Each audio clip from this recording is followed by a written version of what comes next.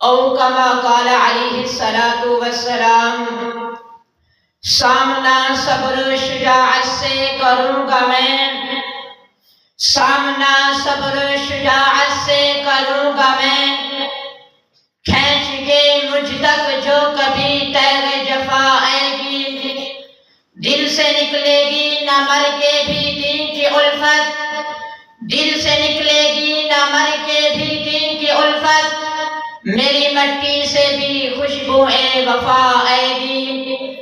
محترم سامعین اور معزز منصفین عظام، آج میں آپ حضرات کے سامنے جس موضوع کا سہارا لے کر حاضر ہوا ہوں وہ ہے غزوہ موتا کے معارف اور اس کے اسباب۔ سامعین ذی وقار، تاریخ کے اوراق پارینہ گواہ ہیں کہ اسلام اور مسلمانوں نے ہمیشہ شہری، جنگی، سفارتی اور دیگر بین الاقوامی قوانین کی پاسداری کی ہے، مگر افسوس سے کہنا پڑتا ہے کہ اس معاملے میں اسلام کے مد مقابل تمام مذاہب باطلہ کا دامن تار تار اور چہرہ داغ داغ ہے۔ صلح حدیبیہ کے بعد سازگار حالات سے فائدہ اٹھاتے ہوئے آقا مدنی صلی اللہ علیہ وسلم نے حضرت زید بن حارثہ کو لشکر کا امیر مقرر کیا۔ جاں بازو اور جانثاروں کی حوصلہ افزائی کے لیے ثنیۃ الوداع تک حمل کار ہوئے۔ ادھر رومیوں اور شرجیل نے 2 لاکھ کا لشکر تیار کیا۔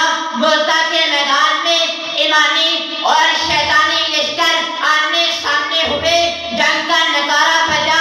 زید بن حارثہ نے اللہ کا نام لے کر اسلام کی عظمت اور رفعت والے پرچم کو تھام کر طاغوتی اور صلیبی لشکر سے معرکہ زن ہونے کا حکم کیا کہ مسلمانوں نے مہر خداوندی بن کر رومیوں کو جننے تارے دکھا دیے۔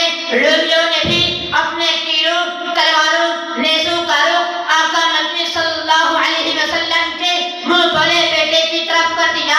زخموں سے چور ہو کر شہادت کو گلے لگا گئے، مگر پرچم اسلام کو سرنگوں نہیں ہونے دیا۔ پھر حضرت جعفر نے پرچم تھام کر گھوڑے پر سوار ہو کر اپنے تابڑتوڑ حملوں سے رومیوں کے اوسان ختم کر دیے، جس پر 90 سے زائد زخم تھے۔ پرچم گرانے کے لیے دشمن نے ایک ہاتھ شہید کر دیا، انہوں نے پرچم دوسرے ہاتھ میں تھام لیا، وہ بھی شہید ہو گیا۔ پرچم سینے سے لگا لیا، بالآخر جامِ شہادت نوش کر کے طیار کا لقب حاصل کر کے اب پرچم حضرت عبداللہ بن رواحہ کے ہاتھوں میں ہے۔ شوق شہادت سیلیبریٹ اشعار سلیکٹ کر کے لہو کو گرما کر جامِ شہادت پی گئے، اور جو حضور صلی اللہ علیہ وسلم کی معززانہ پیشنگ ہوئی، پوری ہوئی امار باہم مشورے سے حضرت خالد بن ولید کو سپرد کر دیا، جن کو زبان نبی سے سیف اللہ کا سمرتی لقب ملا۔ انہوں نے شکستہ جذبات کو جوڑا، بکھرے لشکر کو بنیان محسوس کی تصویر بنا دیا۔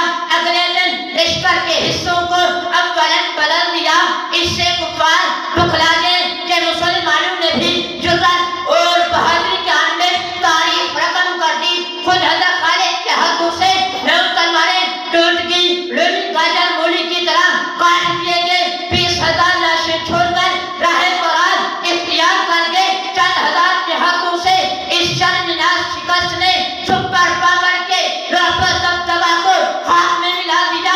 یہ فتح مکہ کا پیش خیمہ بنی مسلمانوں کی دھاک بیٹھ گئی۔ ایک کافر کو ہمیشہ کے لیے پتہ چل گیا کہ اسلام خاندان، قبیلہ، رنگ، نسل، حسب و نسب، لباس اور زبان کی بنا پر کسی قسم کی فضیلت کا روادار نہیں ہے، بلکہ یہی مذہب مساوات کا حقیقی علم بردار ہے۔